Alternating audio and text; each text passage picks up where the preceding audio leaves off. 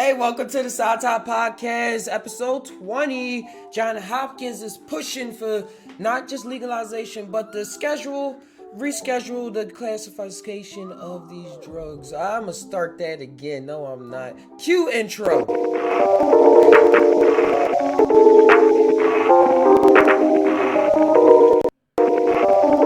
Hey guys, man, I butchered that intro, but welcome to the PSY TAi Podcast once again. I hope y'all folks are having a wonderful morning, evening, night, midnight special, whatever time this is coming at you.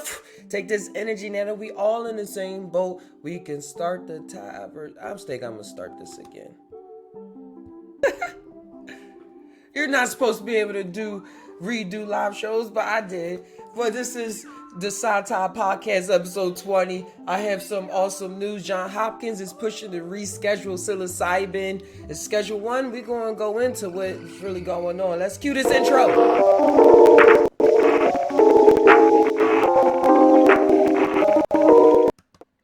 Hey guys, I hope y'all are having a wonderful morning, evening, night, midnight special, whatever time this is coming at you. Take this energy now that we all in the same boat. We can start the conversation. All right, welcome. As you see, we got some music in the background. Shout out to the copyright-free YouTube page. But let's keep going. Well, for the censors, the PSY TAi PoDcast does not promote the use of illegal or legal drugs. What we do is we take research articles found in hospital studies, and also I give my 2 cents, and I just relate it to the public, and we go from there. Your body is your body. I'm not telling you to go out and do these things. This is educational purposes, as clearly. But hey, I'm having a good morning so far. I'm having a good morning. Got my green goodness.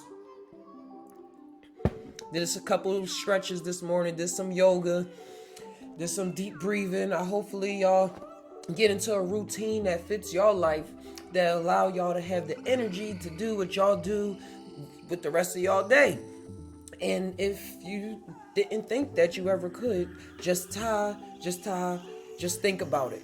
And what that means on this channel is what JUSt TAi means is when you combine your mind with your heart, keep that circle spinning, and let whatever come out, not just out of your throat, not just what you say, but what you do, what you live. Just let it come out. Live a JUSt TAi life. I'm a Tai'er. That's why I came out the name Tai'ers. Like, I'm a Tai'er. It's a state of being for me. It's what I do. Just seeing now if... Alright. Cool. It's streaming. Just make sure it's streaming, guys. Trying something new with this music. But before I go into what Johns Hopkins was doing, because they wish to reschedule psilocybin now from schedule 1 to schedule 4. And hopefully I'm not butchering the Roman numerals, but we're going to go over this article. It was published on their website. So this is not just like another source that I'm reporting from that got some from Johns Hopkins. This was published straight on their website 2 days ago. So we're going to hop on this. We're going to see what's going on. But before that, I said, we're going to see actually what these magic mushrooms behind me are. These are psilocybin Sorienses. They're a little more powerful than the well-known psilocybin cubensis, which is what you will most likely run into if you're buying your mushies, mushrooms, shrooms, brown caps, witches hats, whatever you want to call it, off the streets. Most likely get psilocybin cubensis, which are a lot less potent than these. We're gonna go over doses. Probably in this podcast, but I don't know. We gotta go over doses because doses are very important when it comes to this. But this is all about the new Johns Hopkins stuff. But I'm giving a little background on this psilocybin. Yeah, that's what I'm doing. All right, let's try the screen. But psilocybin, they've been used for thousands of years by indigenous cultures all around the world. Most well known is the Aztecs and the Mayans. They used it for their rituals and ceremonies in order to connect with the spirit realm.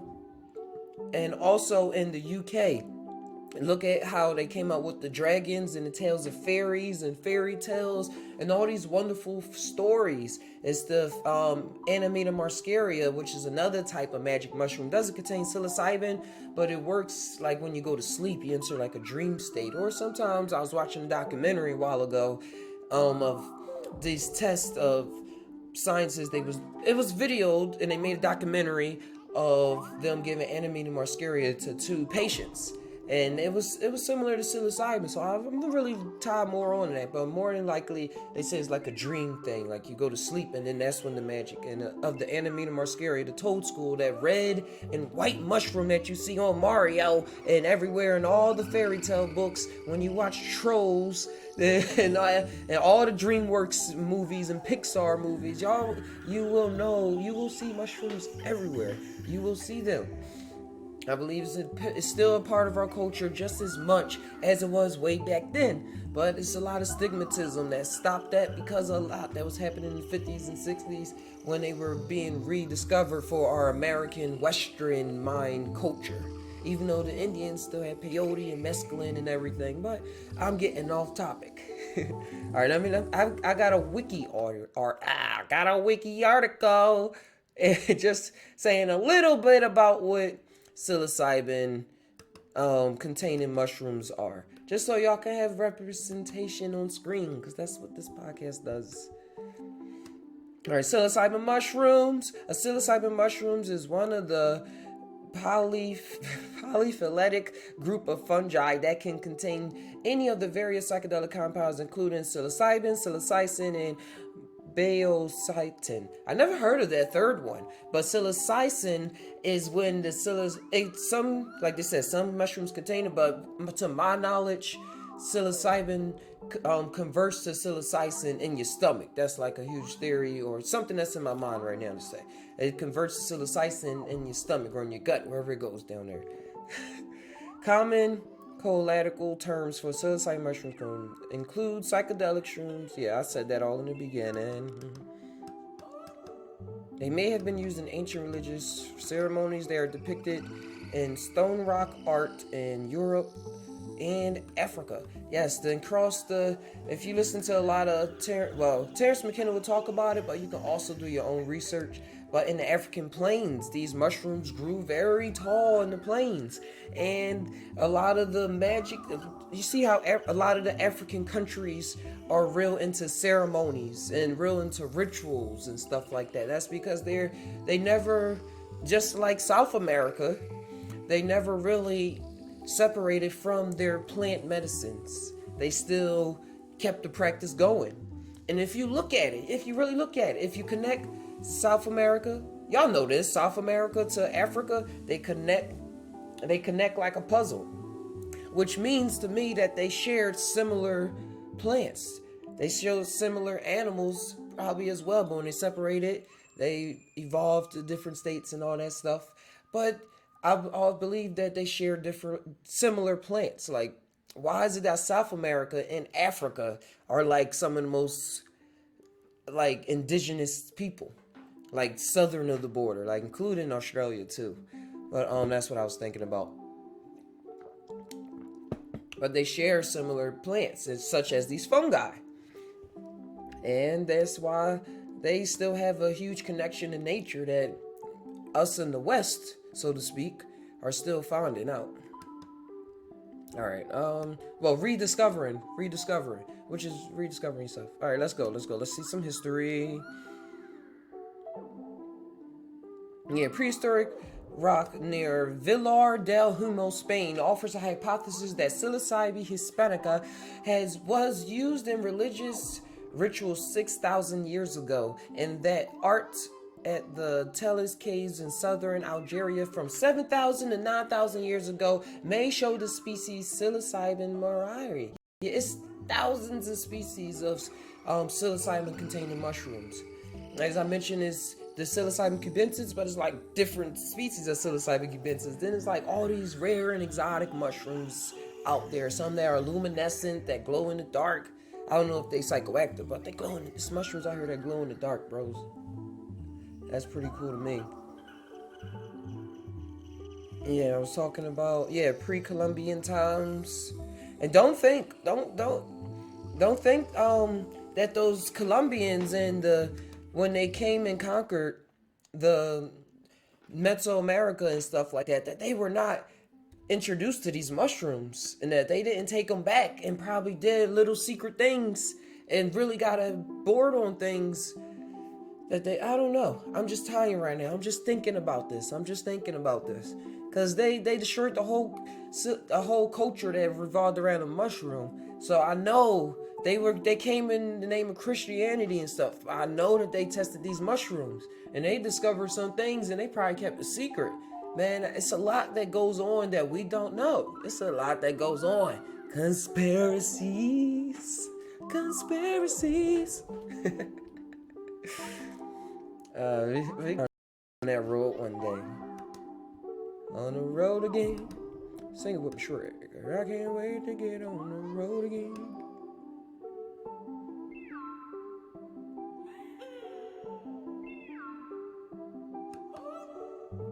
Alright, we're gonna keep going. I was looking at something, the stream has stopped. I don't know. Let's go. Yeah, after the Spanish conquest campaigned against dismissing the Aztecs as idolaters and the use of hallucinogenic plants and mushrooms and other were quickly suppressed. Yeah, but I don't think they were forgotten. The first mention of hallucinogenic mushrooms appeared in European. Yeah, we'll go over that. All right, I want to get to this article. We'll go over the history another time. But yeah, go over another time. But that's a little quick synopsis for y'all. Hope y'all got a cool thing. But let's go to some meat. That page is a preview that is about legalization, man. But here we go. Here we are. Just like we never left. Now, this is straight from the Johns Hopkins University medical site, and it is titled Hopkins Researchers Recommend Reclassifying Psilocybin, the drug and magic mushrooms from Schedule 1 to Schedule 4. Evaluation of psilocybin safety and abuse research shows that the drug has potential for abuse, independent scientists say. Man, this was just uploaded 2 days ago, so this is fresh. Tai'ers, stay up on it. All right, let's start this reading trial. An evaluation of the safety and abuse research on the drug and hallucinogenic mushrooms, Johns Hopkins researchers suggest that if it clears phase 3 clinical trials, psilocybin should be recategorized from Schedule 1, one with no known medical potential, to Schedule 4, drugs such as prescription sleep aids with tighter control. Their analysis is summarized in an October print issue of Neuropharmacology. I'm going to make sure, guys, that I try to read up on that. Put me on that. Leave it in the comments. Say, read it, Captain Naga. Read it, Naga. Read it. I'm going to find that article. All right. We want to initiate the conversation now as to how to classify psilocybin to facilitate its path to the clinic and minimize logical hurdles in the future, says Matthew W. Johnson. Shout outs to you, Associate Professor of Psychology and Behavioral Sciences at Johns Hopkins University School of Medicine. We expect these final clearance trials to take place in the next 5 years or so. 5 years. 5 years. 5 years.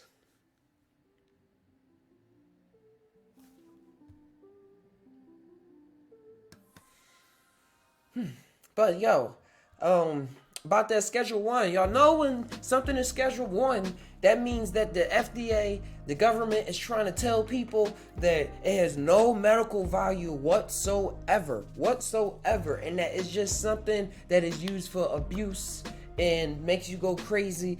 And if you want to live up to, remember what they said about marijuana, it's going to make you go out and rape white women. Y'all see how America is looking at Mexicans now and coming out with ways to say things about them. That's what they were saying about marijuana and these drugs back then. The Mexicans and the blacks is going to come and party and do the jig. Yeah. But now it's like they're going to come and take your daughter or something. Like, it's wild out here, bros. It's wild out here. And they really want us to believe that this is true. But that's why we have this JUSt TAi podcast, and that's why you're here listening, so you can share this information for yourself, to people in your circle, to people that you know, because we all live on this planet Earth together. So we have to know what is true, what is false, or what is most true. What is most true? That's what I like to say. That's why I say we JUSt TAi. We figuring out what is most true, but we seeing how we have to push ourselves to see that, because we're pushed with most lies. We have so many lies pushed on us. All right. But shout outs to Matthew Johnson, Associate Professor. Following the Controlled Substance Act of... Wait, let me make sure this is on, bros. All right. Following the Controlled Substance Act of 1970, any drug with the potential for abuse is categorized based on criteria that take into account whether the drug has accepted medical use and its safety and the potential for abuse. Schedule 1 drugs are those that have a low potential for abuse or dependence. And that's exactly what I have from my experience, that psilocybin mushrooms and other psychoactive compounds, these plant medicines, are not addictive. They're not like, oh, I don't have it, I'm going to die. My body is going through cold shakes. I can't breathe. There's no side effects and there's no dependence upon it. Except for if you're on the spiritual growth path, but then you learn that depending on it is something that you shouldn't do. So it all wraps around to the same way, no matter how you look at it, is what I'm putting out there. Wait, something out here. Yes, I do want this to loop. And okay, sorry about that. I had to check on something on the music. I can't hear what y'all hear, but y'all hear the music. Y'all loving it. Test. All right. Although, and if y'all not loving it, let me know. This is a channel for us. All right. Although preliminary research studies suggest that psilocybin may be effective for smoking sensations and for disorders such as cancer-specific depression and anxiety, it must be clear phase 3 clinical trials phase 3 clinical trials before the Food and Drug Administration can be petitioned to reclassify it. But as y'all look at JUSt TAi yesterday, the FDA is actually putting their foot in the game and trying and helping out with some trials to see what's really going on in the Magic Kingdom.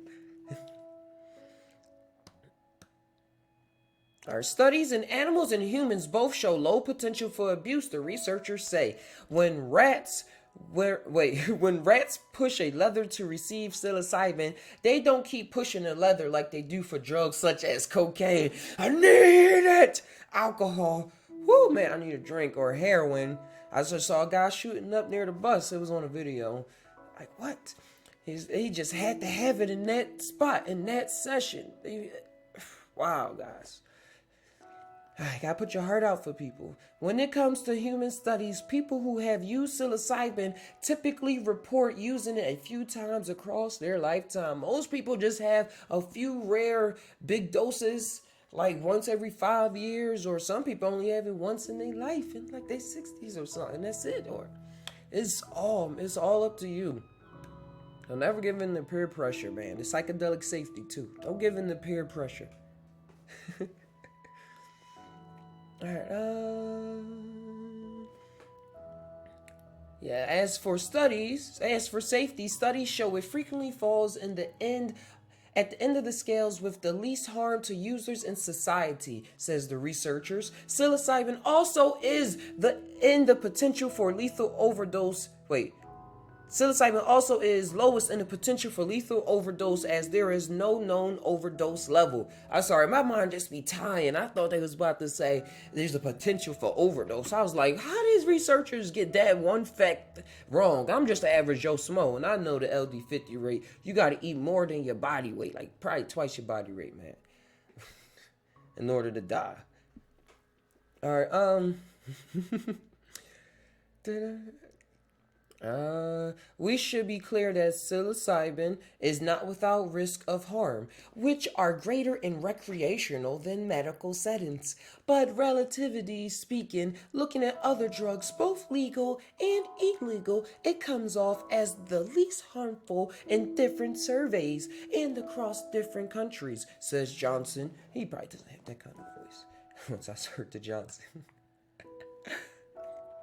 This is my world. This is my world. Yeah, it's all about we hear setting all day, setting all day, setting all day. It's all about your mindset, where you are in life, where you are physically. What are you surrounded by? What kind of friends are you surrounded by? Do you really call them your friends, or do you have these back thoughts in your head? Because just to throw out a risk out there, I was listening psych substance and I heard other people say, and I have not my own experience, but people talk to me that if they seen their friends like turn into demons or turn into like these red horned creatures, and it's all about our projection, something that we holding in ourselves or something out there. But it's all about setting. What are you thinking about? What's your intentions? What are you planning on doing? All right, we almost done with this one. Although psilocybin is relatively less harmful than other drugs and not prone to compulsive abuse, the researchers don't recommend releasing psilocybin in a patient's hands even with a prescription. We believe that the condition should be tightly controlled and that when taken for a clinical reason, it should be administered in a healthcare setting and monitored by a person trained for that situation, says Johnson. The researchers foresee that the process for psilocybin use in the clinic setting would be similar to how an anesthesiologist prescribes and administers a drug, minimizing the potential for abuse and harm. Nice. But the last thing I gotta say about that last part, that last midget, is that it's not always good to be laying in a bed with doctors all around you. That's why I push for psychotherapy and therapists that also had a psychedelic experience of their own. That's probably hopefully that's what they mean by clinical settings. Well, I want it to be something that, hold on one second. I want it to be something that is done, in my view, I just would wish that is just a calm setting. Just a calm setting, not like somebody is trying to analyze you. Because all that feeds into the trip. It all feeds into your mind. Everything that happens, you are your environment. You are everything that you look at. And if something is being analyzed, you're going to feel like you being analyzed. And you probably think they aliens or something. Like, oh, why are you... I don't know, man. This time. Like, what are you doing to me? Like, we're just trying to check your blood pressure. Like, I'm okay. But that was now I'm looking for the page again. That was an awesome article by Hopkins Research Facility. Remember, I'm put a link in the description. This is straight from their website. So hopefully this gets pushed. Who wrote this? So we can give a huge shout out.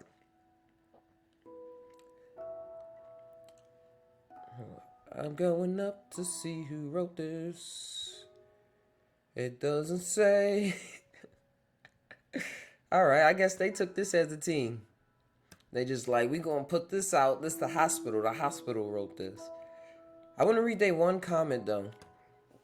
And somebody wrote. Marlon Smith. Psilocybin's been very successful to treat stop smoking cigarettes. Why is the drug not available with 1 week supply, and then check in your doctor's office and allow the doctor to check, then issue for another 7 days? Psilocybin! And I didn't butcher that. That's how they wrote it. Nice though.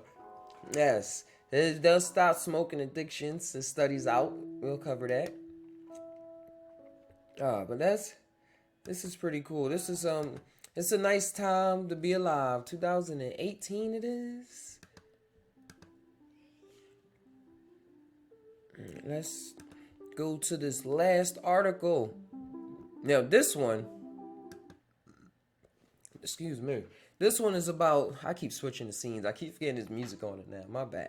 This scene is about Colorado pushing to legalize, I was about to say cannabis. They already did that. Legalize psilocybin containing mushrooms for depression, anxiety, and all the other things. PTSD, better quality of living, get over past traumas, help with therapy. There's so many reasons, and they're really pushing it. Like, they have papers and stuff now, and it's going to be on the ballot sooner or later. California is following up too. But let me go to read about Colorado.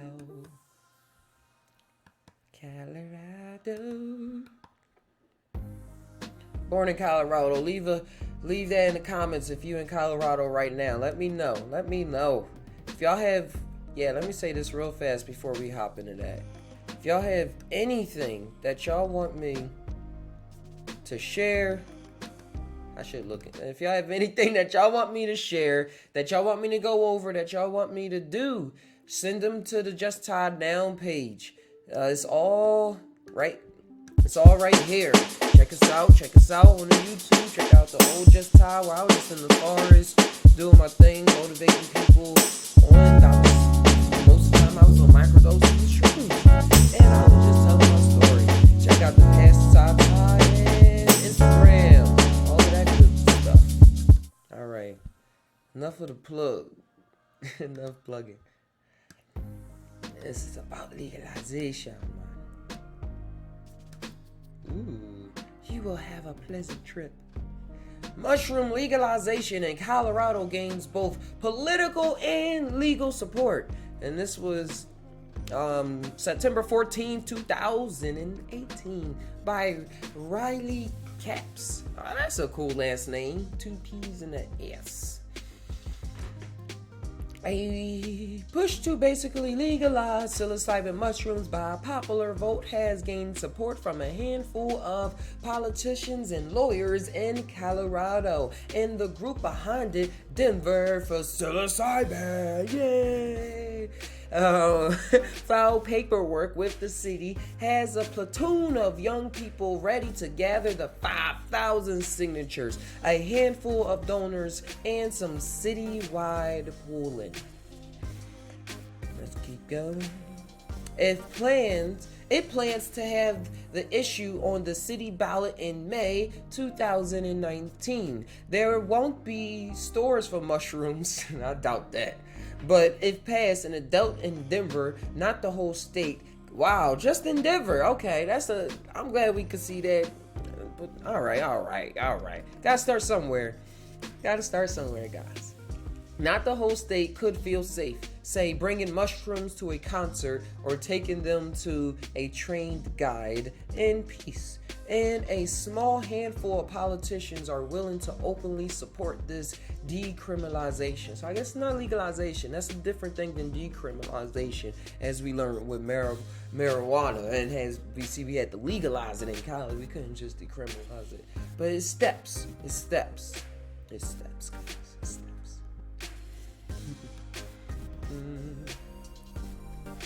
I've known people that have gotten off of hard drugs, who have gotten through depression, who have worked through all kinds of emotional issues by using psychedelics in a responsible way, said Denver's Kayvan Kalabari, a well-known cannabis entrepreneur who is running a close race to unseat the current mayor.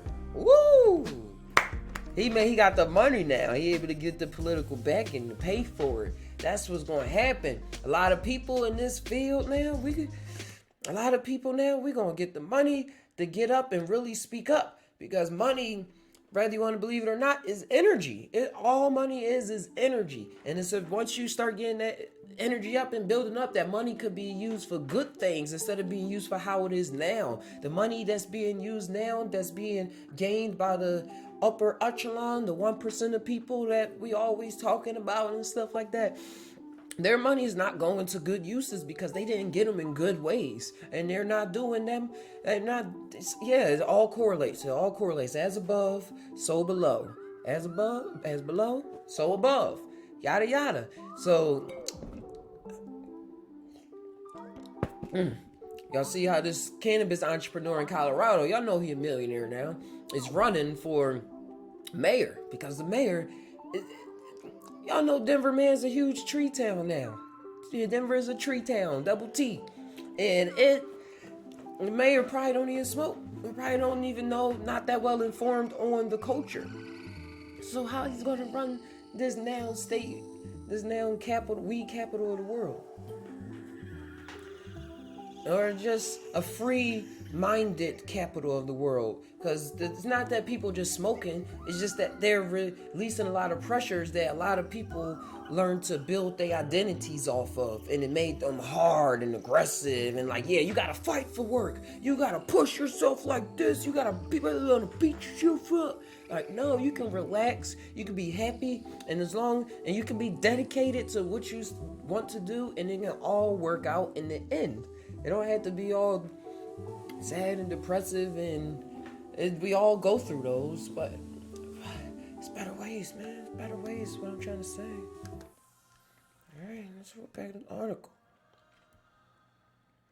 Mushrooms in Denver are not a huge issue. Cops only handed down 70 citations for mushrooms last year, compared to about 3,000 heroin busts and 4,000 for cocaine. Guys, it's only 365 days in a year, and they got 3,000 heroin busts. Imagine how many people they didn't bust. How many people are doing heroin? Wow. And 4,000 for cocaine. I'm not really surprised about that. Still, 4,000 in this 365 days in a year. Woo! But about 20 million Americans have done mushrooms, and the Global Drug Survey says mushrooms carry the lowest physical risk of any recreational drug. Am I on board? Absolutely, said Longmount's Jonathan Singer, 39, who was one of only 2 state representatives who backed marijuana legalization in 2012. He like, I was on board back then, I was right, I'm getting on board right now. So shout outs to Longmount Jonathan. Oh, Longmount was the band. Shout outs to Jonathan. And your band Longmount, I suppose. Yeah, come on. Oh. Saw that Molly for social anxiety. Come on, you ruining the picture surprises.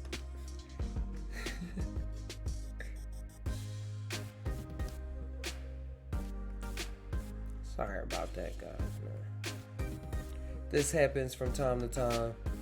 It's natural.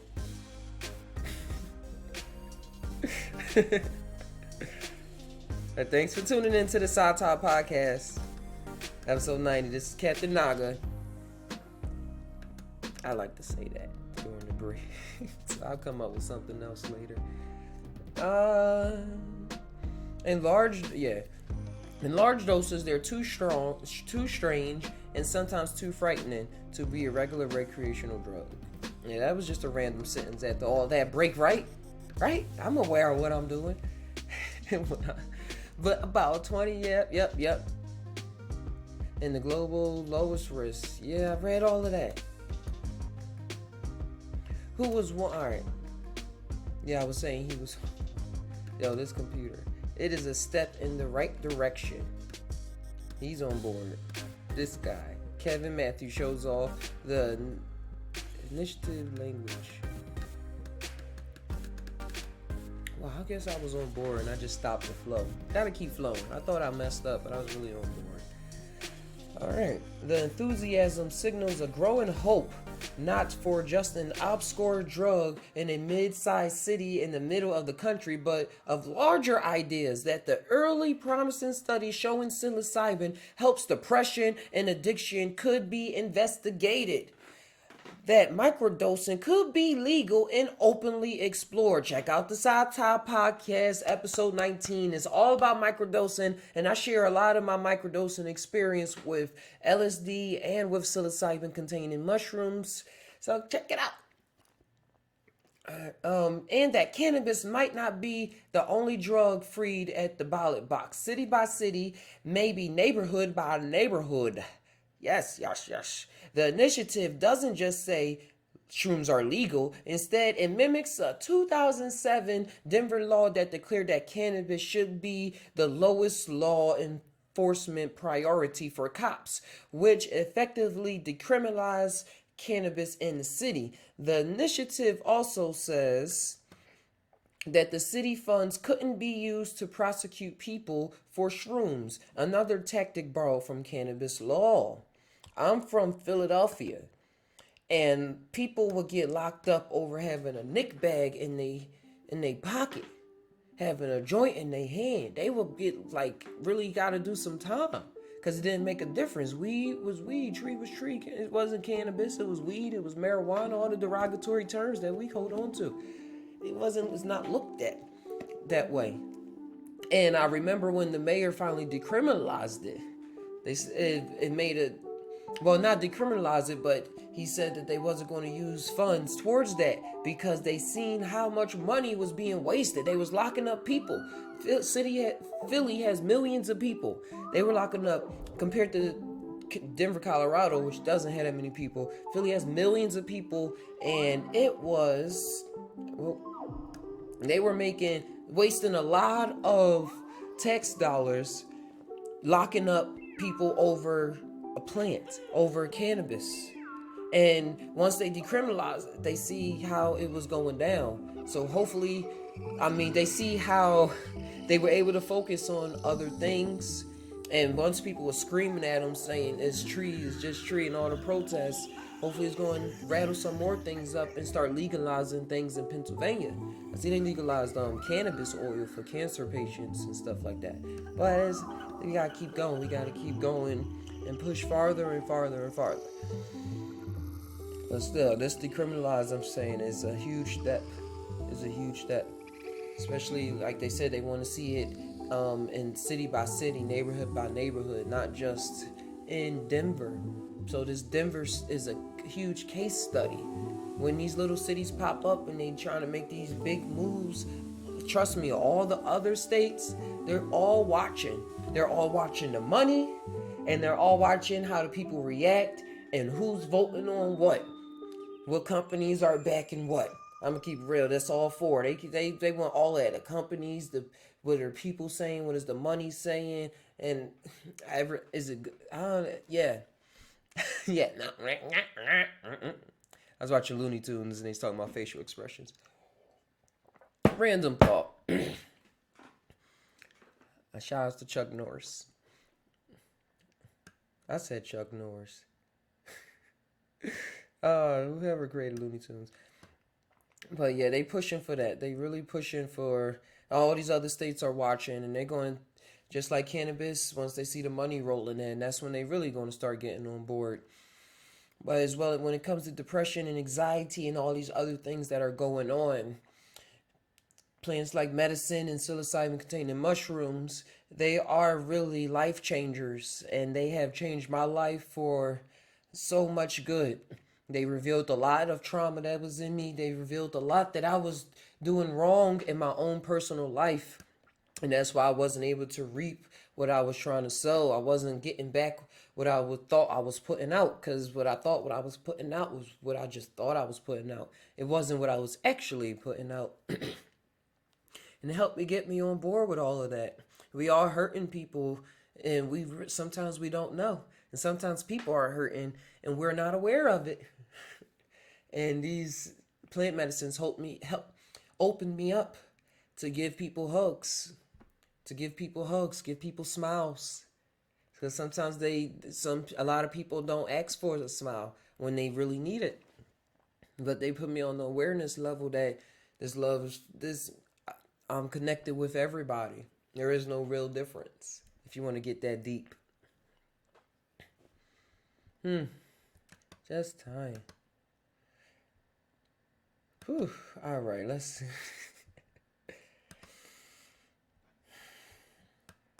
We got all day with this podcast. I'm really in no rush. Yeah, 40 minutes in.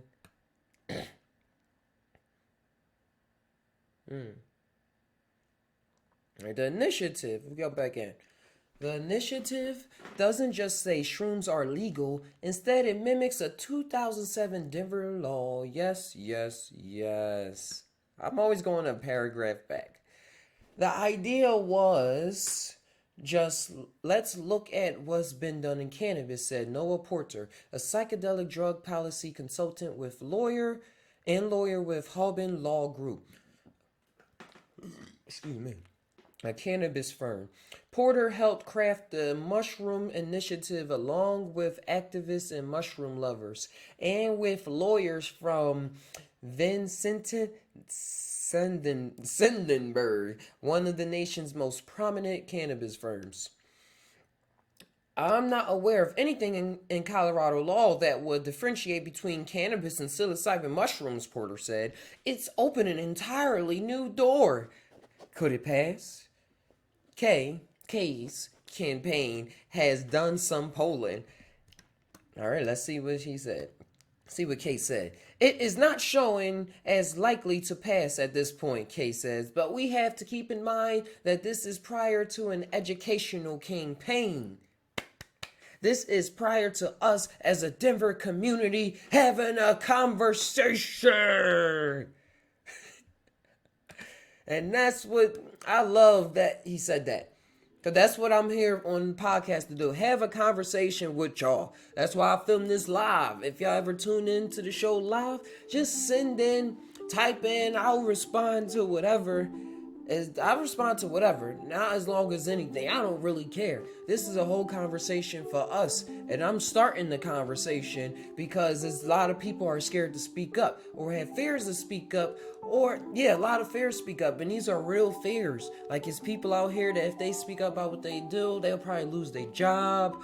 Or their parents would kick them out their house. Or I'm listening to Psych Substance podcast, and he was saying how his girlfriend's mom and dad, ever since they saw her talk about something in one of his videos about an acid trip, they have not talked to her since. Like, period. They didn't like that she was pregnant and stuff like that too, but they haven't seen her Adam's son, that's what he said, his son, since ever. And they only seen him once in the supermarket, and that was the only case.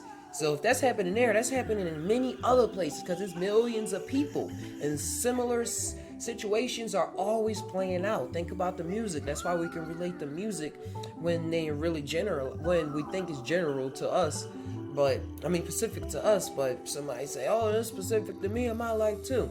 We all going through these cycles, man. And we have to wake up so we can create new cycles and start having some new issues. So I'm tired of having these old problems for thousands of years. I'm ready to go about tackle some new stuff, some new problems. I don't think love is going to destroy all hate and stuff because it's a combination that makes the world spin and move. But I'm just ready to start dealing with breakthrough and start dealing with a whole new level of consciousness. Start dealing with stuff through a whole new level of consciousness. You dig me? I'm out of juice. And it all starts with a conversation. All starts with a conversation. And we need to learn to do that a lot more often. And a conversation is opening up and actually listening to what the other person's saying. Not really having a prepared thought to combat. And if not a combat, just listening. just listening, taking it in. And for me, when I'm listening, I repeat with the person. I don't know. It's like I see ourselves there, but then I see ourselves somewhere else as well. And I see my thoughts go. I'm sorry, I heard something. And I hear my thoughts. Sometimes I hear myself repeating their words. Like I'm just repeating it through my head. So I'm repeating it back to me so I can really realize what they're saying as if I'm them. So I can really respond from like a third person perspective, put into my perspective. It's real trippy, but there's tactics out here to have good conversations, and it all starts with being open to begin with, and not having any that many preconceptions about what goes on. Some preconceptions because we have to know how to deal with the many types of dimensions of people that exist on planet Earth, but still, like, have an open mind, have a free thought, man. Don't really be quick to impose your morals on other people. PSY TAi Podcast is not about that. JUSt TAi now, the Just Think About It show was never about that. And if it ever came across as that, I am so sorry. I apologize for that. That is not my intention. My intention is just talk about my experience and to talk about it in ways that somebody can tell the same story to themselves and say, "Hey, man, whatever rut I'm in, I can do it. I can change my situation." That's what it's all about. Or that you can hit me up. We can talk about one of my stories, or we can talk about one of your stories, and we can come up with a whole new revelation that I probably wasn't even aware of. I keep the floor open for suggestions, as they say. I had a vision of auditorium. The room is open for suggestions. If anyone has anything to say now. Or leave your inquiries in the box below. Leave it in the comments below. Drop it in the comments below. All right. Let's finish this article.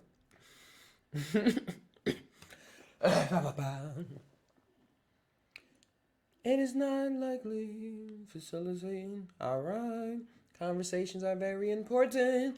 Facilitating that conversation will be Denver for Psilocybin, a group that boasts 50 volunteers, a board of 16 people, and some inquiring major donors. Those 50 people, that's what makes the Denver Psilocybin group. And they got a board of 16 people, and they going out and they trying to change these laws. They holding it down. 50 people. We brought together a really robust team to work on this, says Kevin Matthews, the team head, and a guy who says mushrooms helped his depression. And a guy. Rep singer, a lonely voice on legal weed back. A lonely voice on weed back in 2012 seems like a weird fit to support freeing up drugs. He has never even smoked, let alone done mushrooms. He met his wife at the library, but as a social worker, he saw how the punishment for drugs often damage families worse than the actual drugs. Prohibition doesn't work, singer said. Captain Naga said.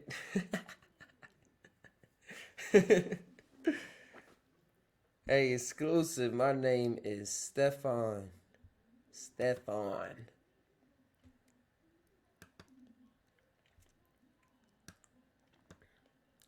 But call me Naga.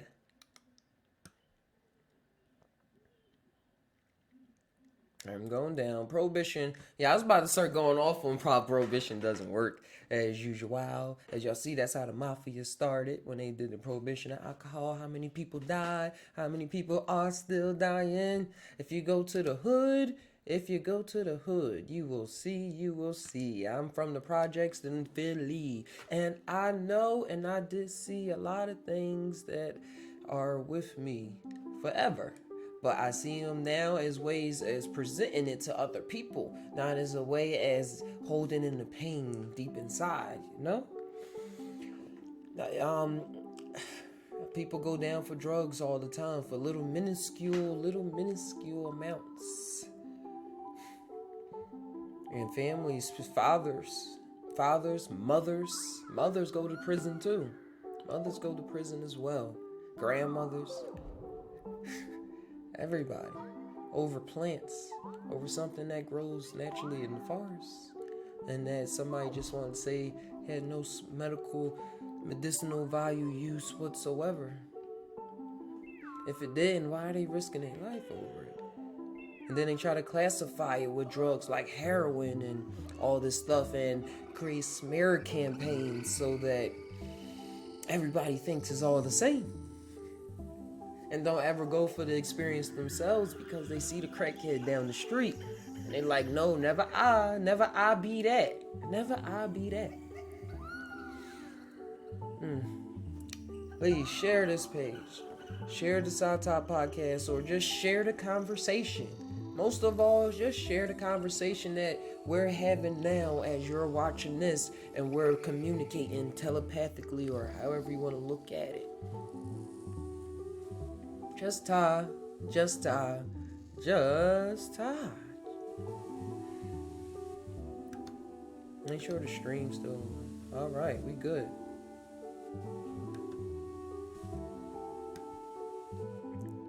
And if y'all wonder, this is a random tangent. Sometimes if y'all wonder why it would say I do all of these live, but sometimes say it's uploaded, is because sometimes the stream cuts off in the middle and then divides it into two. And I know most people ain't gonna watch one and not gonna click on part two. So I know me. So I rather combine both. I have it recording as a streaming, so I rather just upload the recording. So sometimes y'all see me like it says it's disconnected.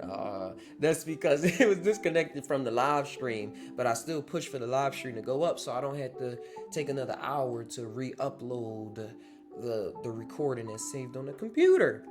That's just a little PSY TAi fact. PSY TAi background.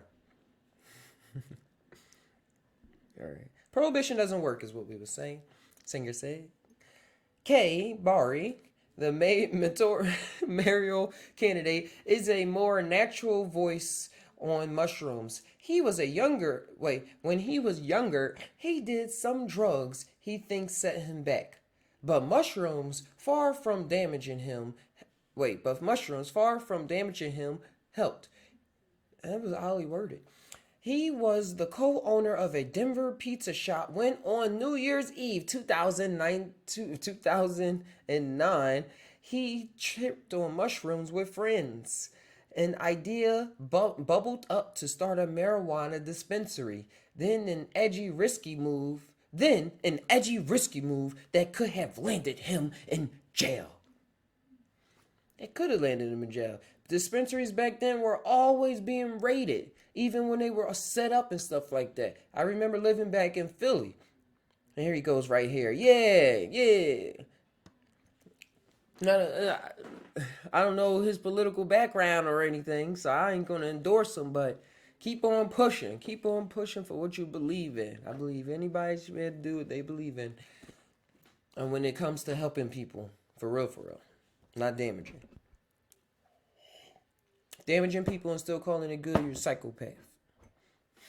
I still love you, but you're a psychopath. And I know because I used to be a psychopath myself. So I know one when I see one. You know? Alright, what was I going to say? Yeah, back, I remember that times when a lot of people... when a lot of people were... taking the risk to build these dispensaries. I was all on the East Coast, like, oh, I want to go there. I want to see what's going on. I want to take part of it. So hopefully I know I'm on board now with the psilocybin and stuff like that, but I don't really care about the train. It's just how life plays out. It's just how life is playing out. I don't really have control of what's going on. I'm just playing the field. As long as I stay happy, I'm gonna be playing in a happy field. But overall, I wanted to move to go to these dispensaries, but I was always seeing how they was being rated, and they would like find something wrong about their paperwork, like one little mistake, or sometimes it wasn't even a mistake. It was just because it's still Schedule 1. Like it's still Schedule 1 in America, according to the whole government. But the states still have their own localized laws, so they localized it there. But still, the FDA created some kind of warrant. They would find all these funny reasons still to just run up in your spot and destroy all that you was working on. And now I'm seeing, because I was like, these some risky people that's out here putting out all this money. It costs thousands of dollars to do these startup companies and stuff. Like, it wasn't no marijuana dispensaries ever before. Like, this was all new and stuff. So now I'm seeing that some of these people, I'm extrapolating, just tying that some of these people were awakened through these hallucinogenic drugs like psilocybin and LSD. A lot of startup companies I'm seeing are started up through inspirations of people going into these realms. Because I believe we all have the potential in us. We all have it already, always there. But there's so much trauma, so much programming in our society and world that stops us from being connected to ourselves. Watch Avatar: The Last Airbender, not the movie, the cartoon. And I was thinking about that. Or a lot of these cartoons and shows, they really telling the truth that we have disconnected ourselves from ourselves and replaced it with something that we are calling natural. When really it's not natural. It's just something created. It's something created. And that creation is a good thing. We should love ourselves and love that creation, but not let it run loose and have a mind of its own. Don't let it think that it's its own thing. It's still part of the big picture. A lot of thoughts coming out right now. Yeah, this is the guy. How much longer is this? Oh, almost done. Psilocybin certainly opened up the receptors in the brain to new ideas, new thoughts, Bari says. 10 years later, the shop, Demon Relief, is the longest continually operated pot shop in town, and the consulting firm it spawned is now international. And Calabari sold off enough of the business that he now devotes himself full time to running for mayor. Another risky, edgy idea bubbles up from the underground. That was nice, guys. That was a cool. Oh, it's still going. Cool. That was a nice one. I keep hitting that one. How many times are we going to hear it? All right, let's hit with this one for a while. But how many times are we going to have to spread this message out? I don't know. We're going to keep coming with these PSY TAi podcasts every single day. I really love and thank y'all for tuning in to this message, to this conversation. It's really enjoyable being here. It's really enjoyable being here, spreading the message, spreading the love, Shouts to True Life Stories, as usual.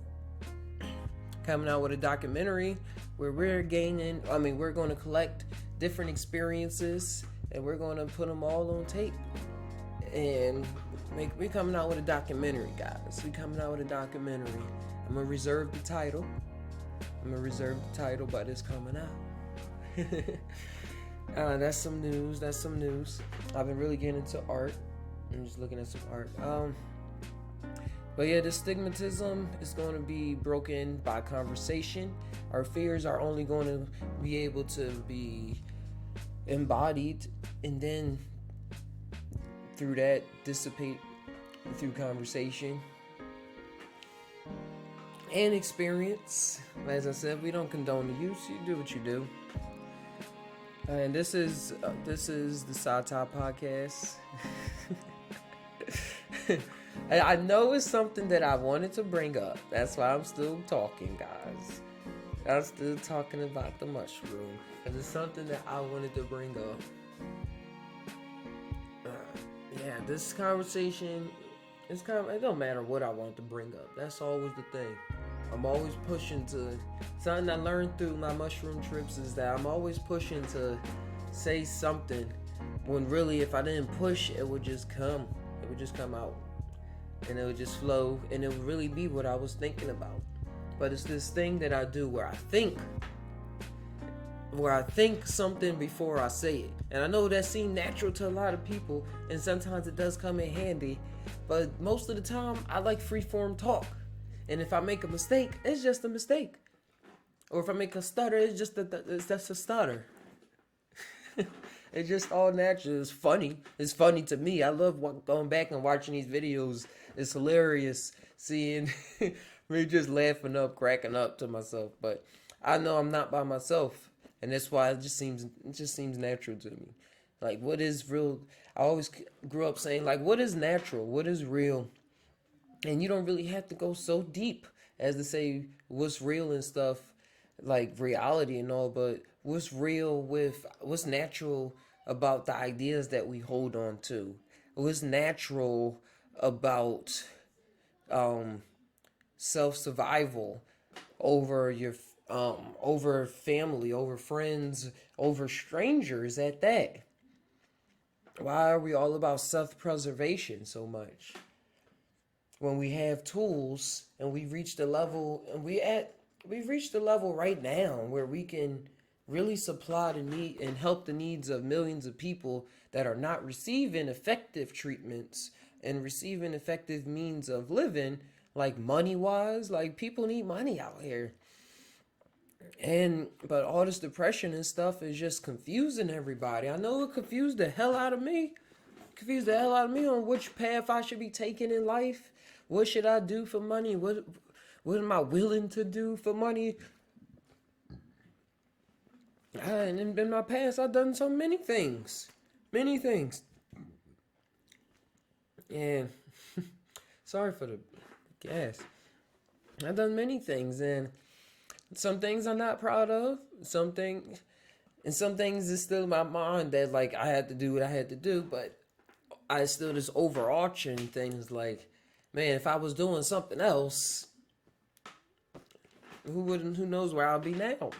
But I wouldn't be here right now, and you wouldn't be listening to me right now. So that's when through these plant medicines, they allowed me to alleviate even more stress, because I know a lot of people come to that point in life that I just described, but then they still get messed up because they say, oh, well, I messed up so much in the past. Well, who am I now?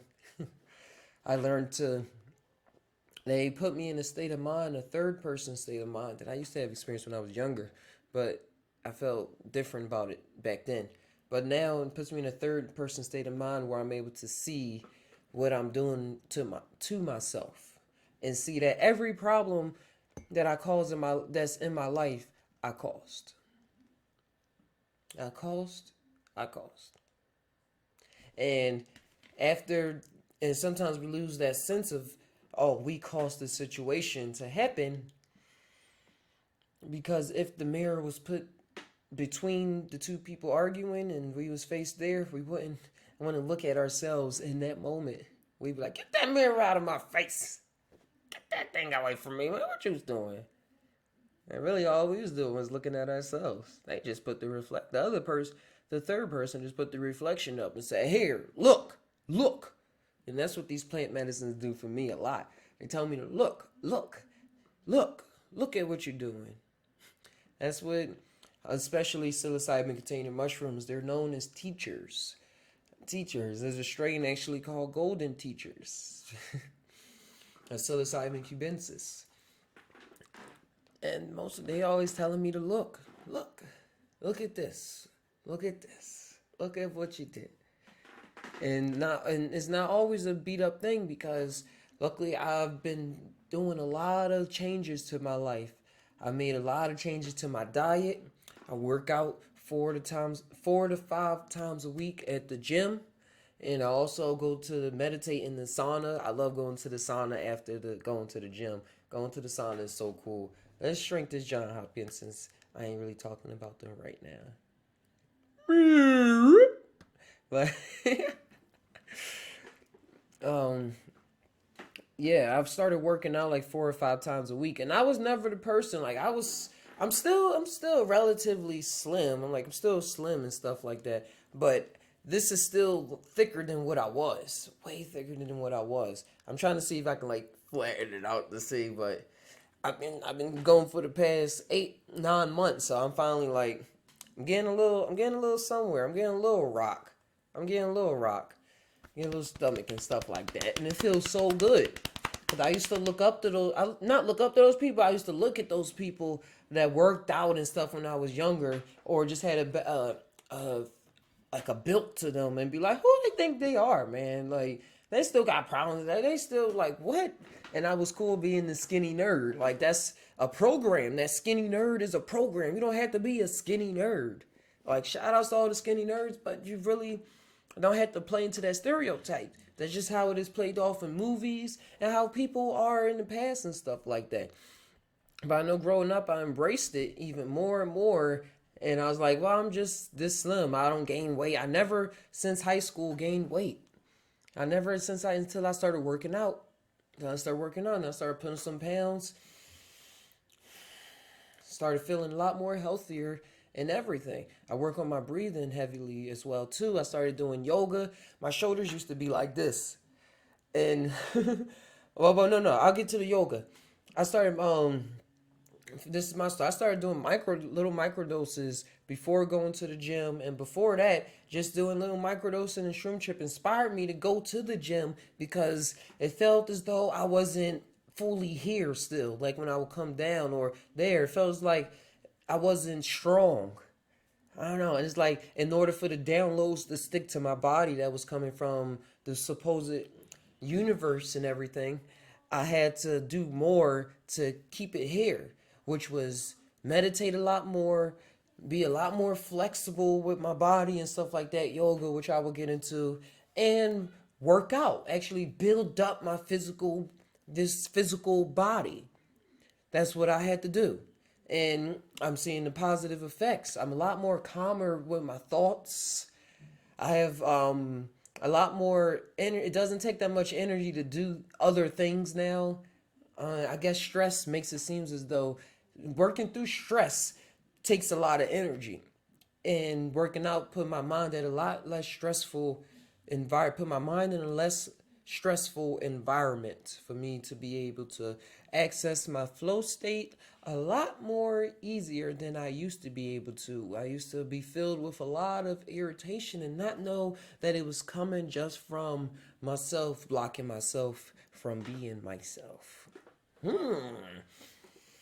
Was these plant medicines have helped me conquer that and overcome that, you know? And when it came to yoga, that's why you always see me stop most of the time to breathe because I'm talking. I'm I gotta get my breaths in. I gotta get my breaths. During my trips, I see that it resets me. It resets my psyche. It resets my total being whenever I take a deep enough breath, and not just like a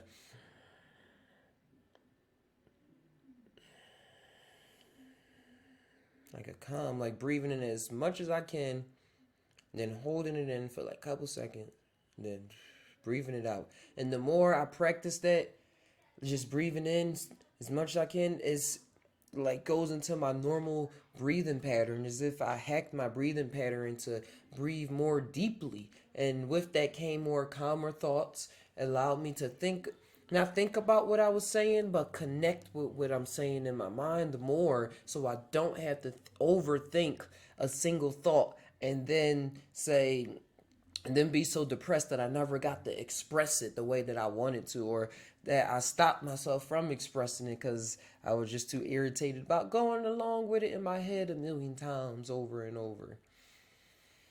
And that causes depression, and plant medicines help with that as well. I'm just listing stuff right now, it seems. But this is my story. This is my story. And yoga, yeah, I used to be like this. I used to like my shoulders used to be like this. My days like you put some oil in your arms, like you're so stiff and stuff like that. And I used to walk like but now it's like my shoulders are now like you see that like they're starting to go at an angle instead of being and that is very fascinating, as well as they go back like this again. And psilocybin containing mushrooms have helped me realize that if I'm doing microdoses and during a trip, I would feel as though my posture is way off. I grew up, as I said, nerd in technology and computer and stuff, so I was used to being hunched over like this, like that's my natural, like that. Well, not natural, but that was my programming to be like that. But now, like I sit up, my back is more straighter, and yoga really helps that with the breathing and with the stretching and the exercising and stuff. I'm building up shoulders, and just being more flexible for me just means relates to me being able to be more flexible in my thought patterns and the way I go about situations. I'm able to say this is not just the one way I'm seeing it. It has to be a better way to see this right now. If I am looking at it in a way that's hurting myself. Because if I'm looking at a situation I see that's hurting myself, then I'm going to hurt somebody else. And not like physically or something, but like in my actions or speech or words or something like that. And that's never my intentions. Now I do like jokes. I do like jokes. But yeah, that comes with being around people that know that you're saying jokes. But dude, that's another story. Let's change the background because the music probably changed. Yeah, when it came to yoga, man, the flexibility is amazing. It's amazing. I'm able to touch my toes now. I was not able to touch my toes. I'm able to put my toes. I'm able to put my hand underneath of my toes now and put my thumb down. Like that's the next step I was learning. I'm thinking of doing live yoga sessions in the morning. I'm no yogi, but I am a practicing yogi if you look at it like that. But I'm no master yogi and stuff like that. I'm not like twisting my whole back and stuff like that. But I am practicing it, and I know it's a lot of other people out there that probably want to practice it as well, but probably think it's probably too sissy, or probably just never had the opportunity presented to them. So I think probably go live or something like that, because I don't know, I want to keep them up every day, because you're kind of doing the same poses every day. Probably go live on the Facebook and just say at this time I'm go live, and then keep it up for like 5 hours and then delete it, then go live. I don't know. Leave it in the comments. Let me know how I should enact that out. That's the thought that I was having now, because I'm African American. You don't really see a lot of my role on life is to play this African American male, and not a lot of other African American male characters are into yoga because their mind is running around, and also because of how it's looked upon, and yeah, all of that stuff. But for the ladies as well, it's whatever. We all in this game together. But it's really benefiting me tremendously. And something in my mind, like when I do yoga in the morning, it seems as though I put in some cheat codes in life so that the rest of the day just goes so that's so much better. That's so much better. And in the long term, when I'm old and stuff, I'm gonna be so flexible. I'm like, oh, I can't, my back. I'm like, I'm gonna bend on me doing flips when I'm 70 years old. Trust and believe that. We gonna be doing flips. All y'all Tai'ers that's listening to this, we gonna be doing flips when we 70, 80 years old. It's gonna be a whole new level by the time we that age. We see our grandmothers now and stuff like that, but that's this generation. That's that generation. And life continues on. Life continues improving upon itself. Just tying. Just think about it. Just think about all the things I'm saying. Just tie, just tie, just tie. Yeah, but the cheat codes, like think about it. Y'all know like people do hand signs and stuff like that in Naruto, the center their chakras and everything. I really believe in that as well. But I'm sticking to the yoga, like doing the poses. I really like that's how you put up, down, A, B, left, right, start and stuff like that to put in unlimited health and hearts and all that stuff and games, or to fly and everything, and feel certain ways in games, which then changes what you actually can do in the game. I believe the yoga is kind of the same, because you in those poses, you like hold a tree pose. We all know how the tree pose is. That's why I said that as a good visualization. Tree pose, when you got your one leg up, throw it against your thigh, get your hands up like this and stuff like that.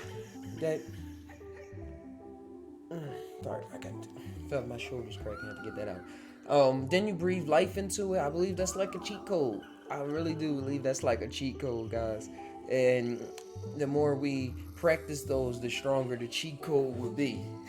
Like in this life, there's levels of cheat code. So you're not just gonna go out and do it, but it still works. It still works. It still works. That's all I'm saying. Yo, this stream is going so well. I'm happy that this internet is still so connected. Like, oh my gosh. But hey guys, I got another plug. Check out the JUSt Laugh Now show. The JUSt Laugh Now show. It's a show I usually do at like 11, 12 at night. But sometimes if I have the opportunity, which is if I'm not taking care of my daughter at the time. Well, not taking care if I don't have to keep my eyes on her like Predator at the time, like a hawk at the time, then, or like a loving dad, not really a disciplining hawk. That's a whole nother story how we should be raising our kids. But when I'm not doing that, I'll do it in the afternoon because we all need to laugh a little more in life. Laugh a little more in life, and I believe it will alleviate depression and let us be able to look at allowing us to look at our situations from not such of a tight knit kind of way. Like, oh, this is the way I view things, so if it's not this way, I'm upset, I'm angry and stuff like that. No, it's just laugh at it. Laugh, and he like, that was me. Because when we see these characters do these same things we do on TV, we laugh. We laugh all the time, like, haha, yeah, I be doing the same thing. But when it comes down to us, we like,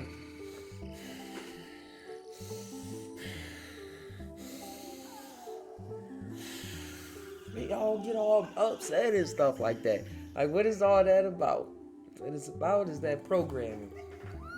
And we gotta find different ways to get out of that. And one of those ways is laughing. So check out the JUSt Laugh Now show. I'll do trippy memes. If you got a meme, submit them to me. I like to do trippy memes that make you think about the universe and stuff like that. Make you think about the universe and stuff. And also ones that just make you think about, whoa, that just make you go, whoa, just make you just do weird, unexpected things. That's what the JUSt Laugh Now show is all about, bros. And memes, cause memes are collections of ideas. It's a gathering ideas from many different realms and putting it into one form. People say memes ain't art, but meme is an art form. Memes are art form. It just makes you laugh, and your mind has to be lucid enough and open enough to grasp on to many different concepts from different references in pop culture and put them all into one. Think of Family Guy. Think of The Simpsons. You can't see this. Think of The Simpsons. I got The Simpsons on VHS. There it is. You can see a little bit of it. Got The Simpsons on VHS. Look at this. Whoop, whoop, whoop, whoop, whoop. Oh, this one still has the tape on it. Did I not watch these yet? Oh, that's not gonna work. I don't even get to cut that way. Yeah. I forget what I was saying about The Simpsons. But yeah, making you laugh. Laughter heals the soul. That's why when I look at cartoons, I don't really like Family Guy and stuff. It used to impression me in ways where it used to give me the impression of ways like, oh, this is the way I think, like this is the way I'm supposed to think, or this is the way I'm already thinking. They're enforcing it, and like, oh yeah, a lot of other people must think like this, so it's okay to act like this. When really, what I think the real esoteric, because the exoteric message, I believe, is the esoteric and the exoteric message. I believe the exoteric message, EX, is that yes, everybody does think like this. You do think like this. But I believe the esoteric message is that yes, you do think like this. You need to change. You need to not think like this. This is just some funny things that happen in the world. And if you take it too seriously, then my God, you're just as worse off as the characters in the TV show. And that's a huge thing that I look at. A lot of them old moms and stuff like that, like try to shy people away from shows and stuff and say, oh, you can't look at that, you can't look at that. But then you look at them and they're doing mean things out in the world and then not taking responsibility for it because they say this is how the world is thinking and stuff like that. Like if you look at the creators of South Park and Seth MacFarlane and guys like that, they're real cool, collective, informative guys. They're not idiots. They're not going out in the world doing idiotic things. They're going out in the world doing things that you wouldn't believe or that wouldn't be held to your standards or ideals of living. But they're not going out here hurting people, killing people, walking down the street, calling people bees, and all this other stuff that you see in their cartoons. That's their shadowness. But it's playful. It's very playful. This takes me into the jester that I'm thinking about with dimethyltryptamine. But when it comes to the jesters and laughing, we must laugh at our shadow sides, but know that we created it and that it is us. And the cartoons, for me, helped me do this very, very, very much. Just tying. And that's why I still continue to watch them. To this day, I wish to one day write cartoons. I'm gonna write my own stories and stuff like that and put it out there. Hopefully run alongside some animators and we could put together something on the spot. I'm always open to ideas and I have a whole lot of ideas that I'm just manifesting in my mind. The technology and the dedication to practice, to build up the skill set to accomplish these goals of creating cartoons, animations, documentaries. I'm manifesting all that technology now. All I need is the technology and the people and the support. And it's on board. The ideas, the motivation, the dedication is all there. It's all there. I'm there. Yeah, cause these people, the cartoons, yeah, Seth MacFarlane, all of them, they're cool people. They're cool people. But these cartoons are really supposed to be out there to help us. Not for us to really identify with and then latch on to and continue to emote the same way. Like a lot of people are Cartman. That's why Cartman is the biggest, like one of the main characters on South Park. Even though there's 4 of them, including Kenny, he's the main one, Cartman. But we're supposed to look at Cartman and say, oh, I do think like that. I need to not think like that. It's funny that I do think like that sometimes. But I have to just change up my ways. This is what I do when I watch TV. What I do when I watch TV, I do a lot of self-reflection. I'm just not like, hypnotize me, hypnotize me, hypnotize me. Even when I'm playing video games, I'm always trying to learn something when I'm playing video games. Like, even if it's how can I relax a little bit more and get into my flow state. Because getting into flow state in video games is a major thing. It's a lot of brain things going on, chemicals, and a lot of things are aligned when you're playing video games and also in your flow state. When you're doing anything in access your flow state. But for me, video games, painting, and alongside with plant medicine and therapy stuff helps me stay in my flow state. Meditation, all of these help me stay in my flow state. And what that means is I'm able to do what I need to do, which is also what I want to do. Instead of thinking about what I need to do and being mad that I'm not doing what I want to do. Just time. That's how it would be.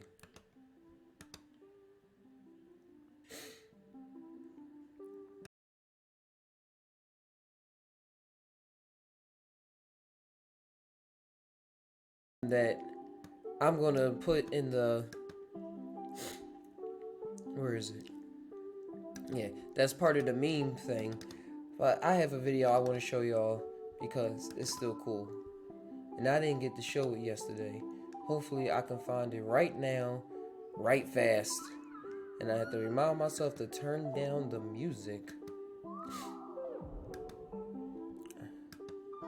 Where was it, bro? Because I thought it was deleted and I just seen it. And I was like, oh, there you go.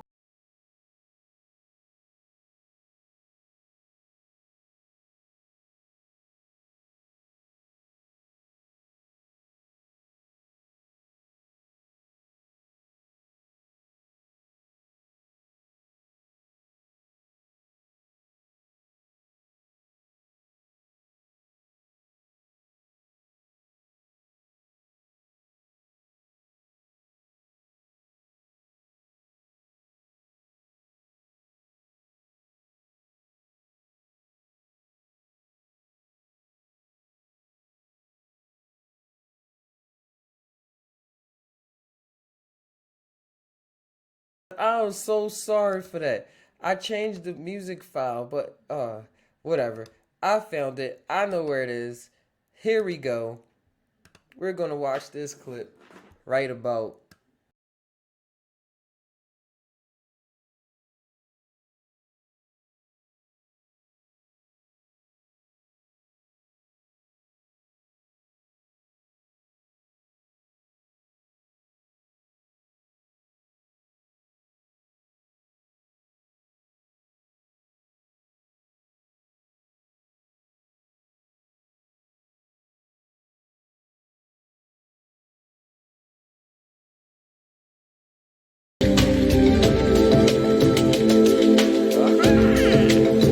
I never seen this all the way through. I was saying that. This is cool.